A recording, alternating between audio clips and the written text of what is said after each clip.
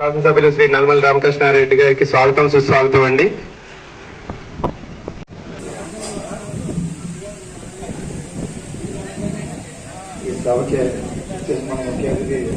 మేలు చేయడం కోసం ముందుకు వెళ్ళడం జరుగుతూ ఉంది.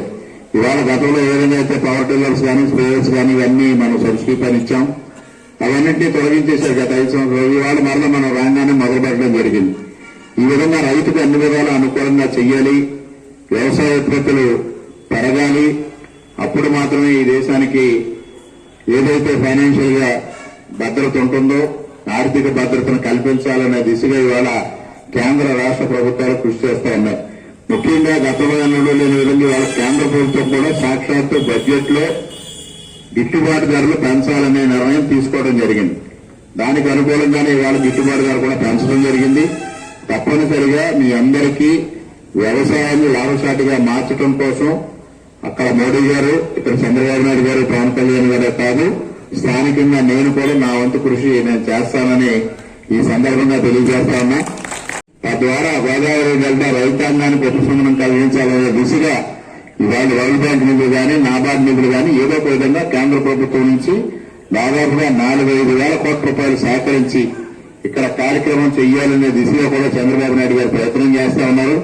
తప్పనిసరిగా ఇది సఫలీకృతం కావాలని మనం అందరం ఆగ్రహం తీద్దాం. తప్పనిసరిగా ఈ గోదావరి డెల్టాను ఆధునీకరించుకోవాల్సిన అవసరం ఉంది. లేని పక్షంలో ఇటువంటి సమస్యలు మనకి ప్రతి సంవత్సరం వస్తానే ఉంటాయి, ప్రతి పంటకి వస్తానే ఉంటాయి. వాటిని సమస్యలు తీర్చుకోవడం కోసం మనం సతమతం కావాల్సిన పరిస్థితి వస్తుంది. తప్పనిసరిగా వాళ్ళు ఏదైతే గోదావరి డెల్టాను ఆధునీకరించాలని ముఖ్యమంత్రి గారు తలంచారో అది తప్పనిసరిగా చేసి రైతుల సమస్యల పరిష్కారం చేస్తామని కూడా ఈ సందర్భంగా మీ అందరికీ సవినయంగా తెలియజేసుకుంటూ మరి ఈ రోజు కార్యక్రమం ఏర్పాటు చేసిన మీ అందరికీ, ముఖ్యంగా కూటమి నాయకులందరికీ పేరు పేరున హృదయపూర్వకంగా కృతజ్ఞతలు తెలియజేసుకుంటూ సెలవు తీసుకుంటున్నా. జై హింద్. తెలుస్తూ ఉన్నారు. పదపూడి గ్రామ రైతు సంఘం ఏర్పడుతున్నారు. గద్వాలతో ఎమ్మెల్యే గారిని చిరు సత్కారం చేస్తూ ఉన్నారు. రైతులకు ఏ ఇబ్బంది లేకుండా పంటకి నీరు సకాలంలో తీసుకొచ్చినటువంటి మన శాసనసభ్యులు రామకృష్ణారెడ్డి గారిని గద్వాలతో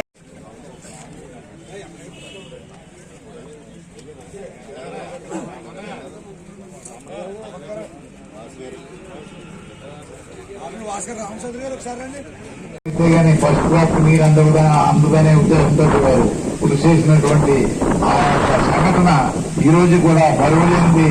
ఆ రకంగా నీరు అందుతుందో లేదు అనేది సక్రమంగా మనం అబ్జర్వ్ చేసి మనందరికీ కూడా సహకరించినందుకు వారికి కూడా మనం ఎప్పుడు కూడా రుణపడి ఉంటామని చెప్పేసి కోరుకుంటూ, అలాగే ఈ సభను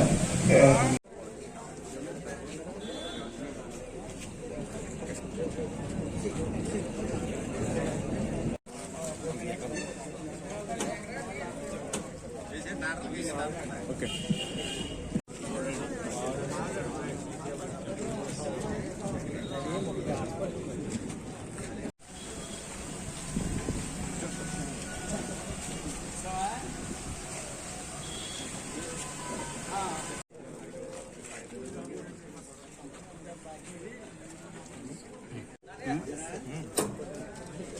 చల్లగా